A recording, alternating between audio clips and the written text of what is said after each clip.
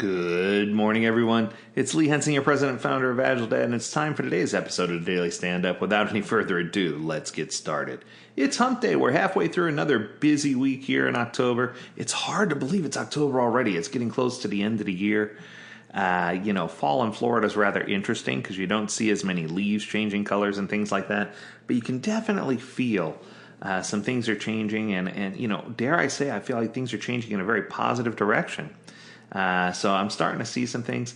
So today I wanted to do something that's in a new direction for me.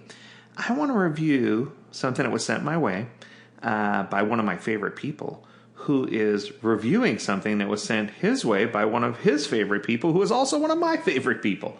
So this is a review of a review of a review, if that makes any sense at all. The title of this article is The Emotional Labor of Being the Boss, and it was published on August 24th by Bob Galen. Now, any of you who know me know that I have mad respect for Bob Galen. He is just a fantastic mentor. He's an inspirational leader.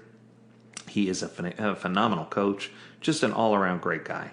And the emotional labor of being the boss, if you say that sounds familiar, it's because it's from Kim Scott. Now, Kim Scott is the author of a book called Radical Candor, or I should say a movement called Radical Candor. And let me tell you, if you don't know who Kim Scott is, shame on you. You need to look it up right away. Bob goes on to say he's in love with her work. I am as well. She's just fantastic.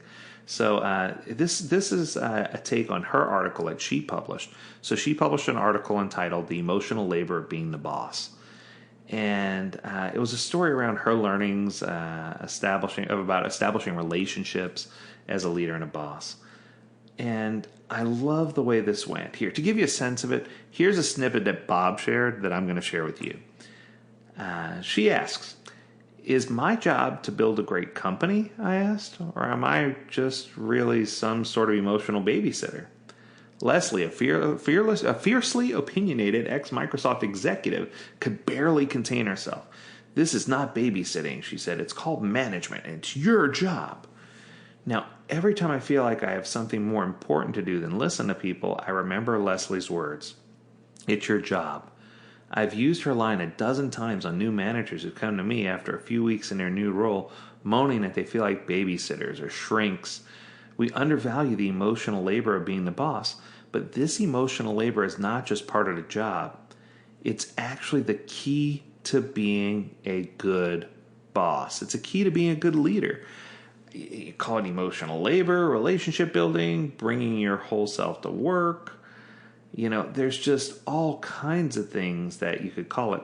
I love what Bob calls it here. Bob says one of his most recent notions is culture shaping. Oh my goodness. I think that is a fantastic term. When you're talking about shaping culture and really getting organizations to understand that there's more to the soft stuff that's the underbelly than just being friends or, having emotional intelligence and things like that. But what's so interesting is that so many leaders today are so, how shall I put this? So many seasoned leaders, they consider the soft stuff to be the hard stuff and they stay away from it. But I think so many leaders today are doing that for a different reason. And this is where I'm going to kind of deviate or amend what Bob's writing here. I feel like many leaders are going this route because the people that are working for them are starting to change, whether it's in terms of emotional intelligence, whether it's in terms of how they handle and behave during certain situations. I just think there's a lot of things going on that are causing them to become frustrated and take new approaches that are more tactical instead of practical. And they're not taking into consideration some of the things that they need to be doing. So what does this culture shaping look like? What is emotional labor? I think that emotional labor, agreeing with Bob, is more of a strategic play. It's a long-term. It's the long haul, right? And that's what leads to systemic change. Whether it's cultural systemic change in our society or whether it's systemic change inside of an organization. And in order to do this, you kind of need to come to the table, and you got to come to the table with some pretty big things here, some pretty big hitters. He goes on to talk about the importance of kindness, humility, gratefulness, being a great listener, empathy, presence, understanding, observation, reflection. Wow. Those are tools that a lot of people don't consider having in their tool chest. Funny enough, in both my advanced CSM and my CSPSM, I talk quite a bit about each of these being emotional qualities of a great Scrum Master. I go on to say that a lot of product owners should have these same qualities too.